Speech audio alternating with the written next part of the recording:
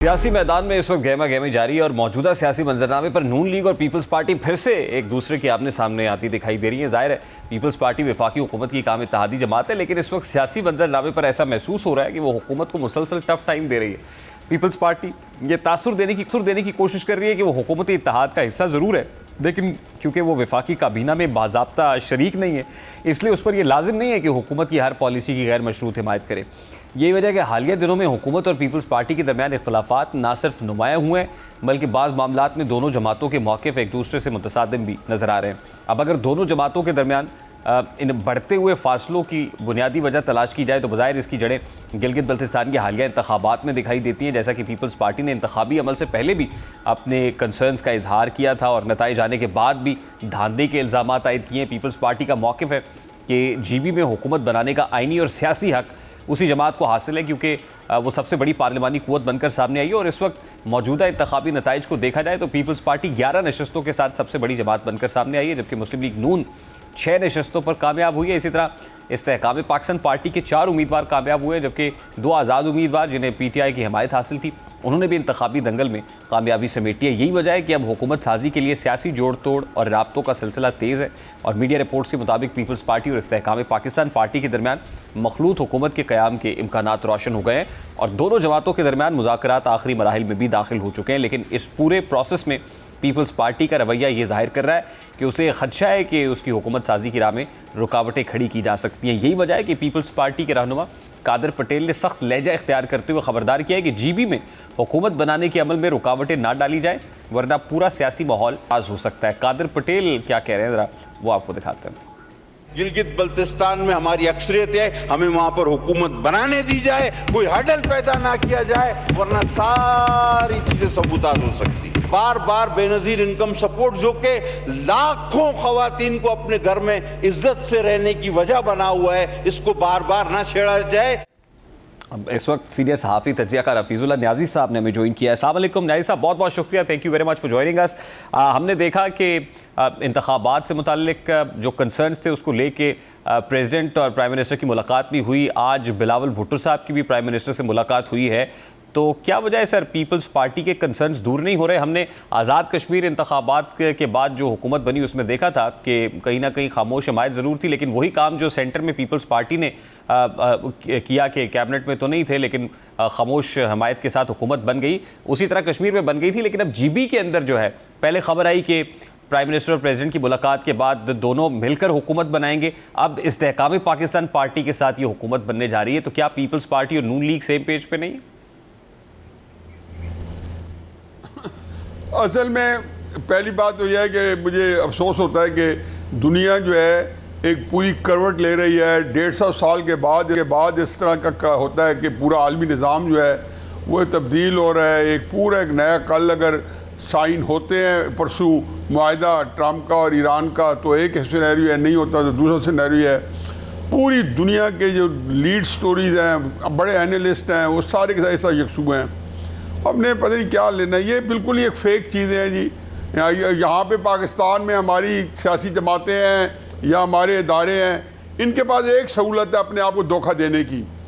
कोशिश तो ये कर रहे थे लोगों को आंखों में धूल झोंके, लेकिन इनफैक्ट ये अपनी आंखों में खुद ही धूल झोंक रहे होते हैं। और कौन से किसने कहा कि ये जो है जो आप एक जो बासी कड़ी का उबाल है, बस इसके अंदर क्या ढूंढ है? क्या पीपल्स पार्टी और मुस्लिम लीग एक ही हैं? अगर जो उन्होंने ना देनी होती, जिन्होंने हुकूमत देनी है GB में जो हमेशा देते हैं, तो 11 सीटें ना मिलती, 3 मिलती। वहाँ उन्होंने ज़ाहिर है पीपल्स पार्टी को एडजस्ट कर लिया। बाकी ये जो कादर पटेल साहब को इतना अहम जो है उनकी बात अच्छी होती है, आज दिलचस्प गुफ्तगू होती है, कभी इंजॉय करने कर लें, लेकिन उसके ऊपर कोई मैं अगर ये कहें कि मैं कोई तबसरा करूँ, मैं नहीं, क्योंकि मैं राई का क्या पहाड़ बनाऊँ। ये वो क्या कहते हैं, इसके अंदर जो है ना कुछ चीज़ है ही नहीं। मतलब ये सारी इस्तेकाम में पाकिस्तान या अदम इस्तेकाम में पाकिस्तान पार्टी ये क्यों है, किसने बताई? ये कहाँ से आई हैं?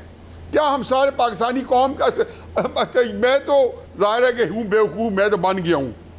आप भी मेरे ख्याल से बड़े मुतासर हुए हैं। अरे पाकिस्तानी कौम को इतना बेवकूफ़ ना समझे, वो इनसे कोई बिल्कुल लीस्ट मुतासर है। सारे जो है वो कहते हैं ना कि हम मर्तबा हैं या यारान इदारा, अब क्या किया जाए? कुछ फ़र्क नहीं इन सारों में।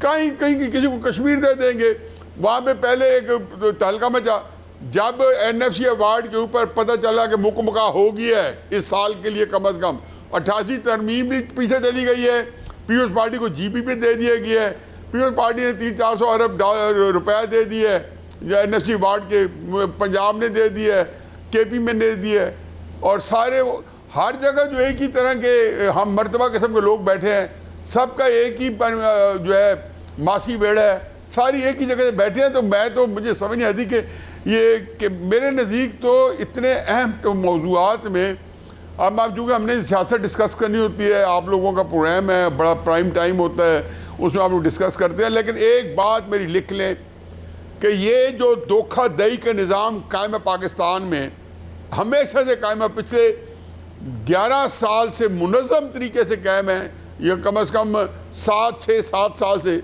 2018 से लेकर आज तक।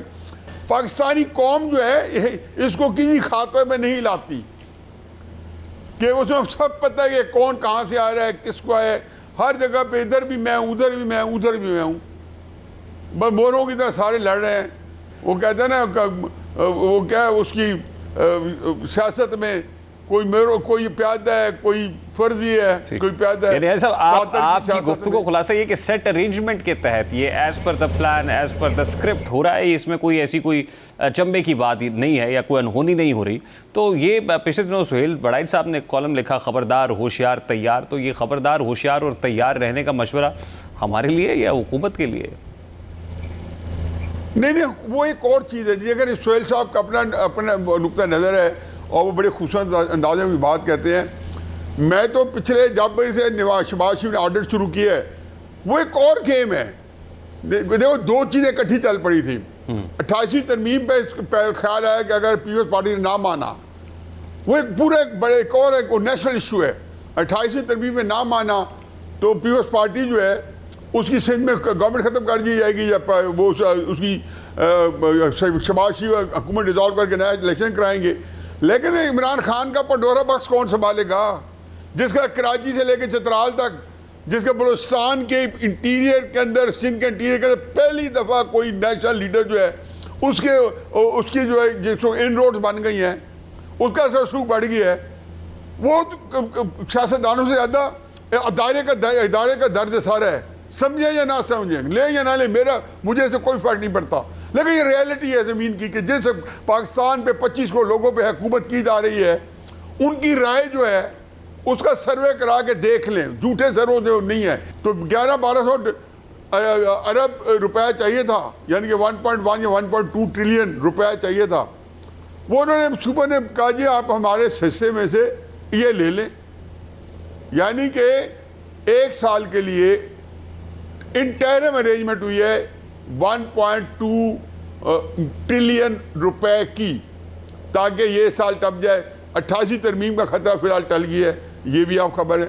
बाकी मैंने तो लिखा, मैंने कहा जी जब देखेंगे कि इकॉनमी नहीं चलती, खराबी होती है, जो कि मेरा ख्याल है ईरान जंग के बाद शायद उस पर भी अच्छे असर आता है, तो ब्लेम गेम शुरू हो जाएगी।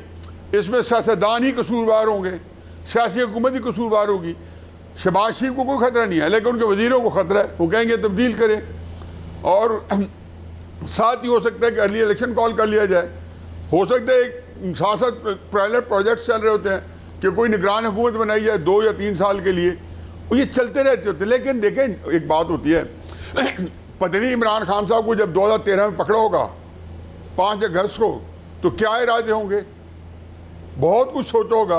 क्या सब पे अमल दरामद कर सके हैं? कर सकते थे, नहीं कर सकते थे, क्योंकि हालात का, सियासत में हालात का अपना जबर होता है। 25 करोड़ लोगों में जब आपने एक्सिक्यूट करना होता है तो फिर आपको बहुत सारे खतरात मूल लेने पड़ते हैं। फिर आप कहते हैं कि मैं ख़तरा मूल लूँ या ना लूँ, वो एक और गेम है, ये कोई और गेम है।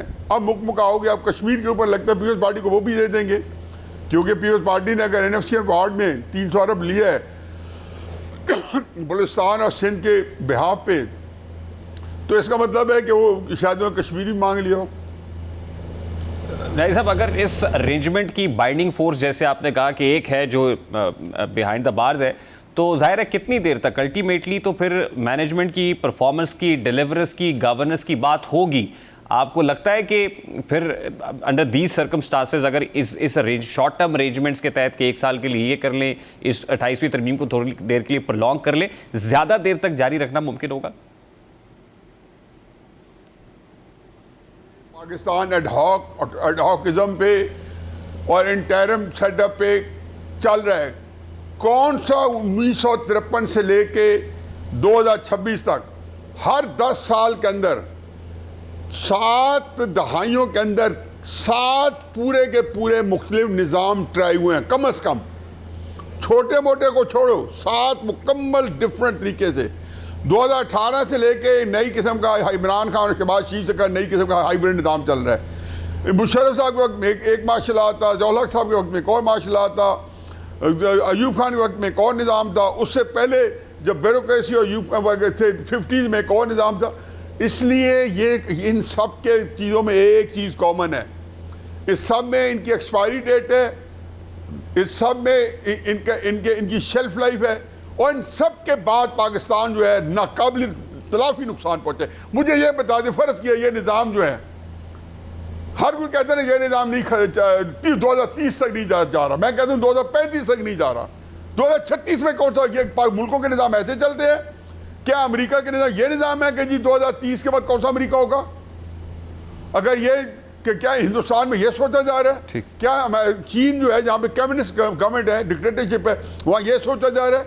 वहाँ एग्जैक्टली पता है कि फलां दिन इनकी मुद्दत ख़त्म हो जाएगी, नई तरीके से नई लीडरशिप आ जाएगी। सऊदी अरब के अंदर तय है कि जब ये क्राउन प्रिंस जो है ये किंग्स बन जाएंगे, एक क्राउन प्रिंस बन जाएगा, फिर जब ये मेरा ख्याल है कि सोचने के लिए ये डायमेंशन आपने दे दी है सर।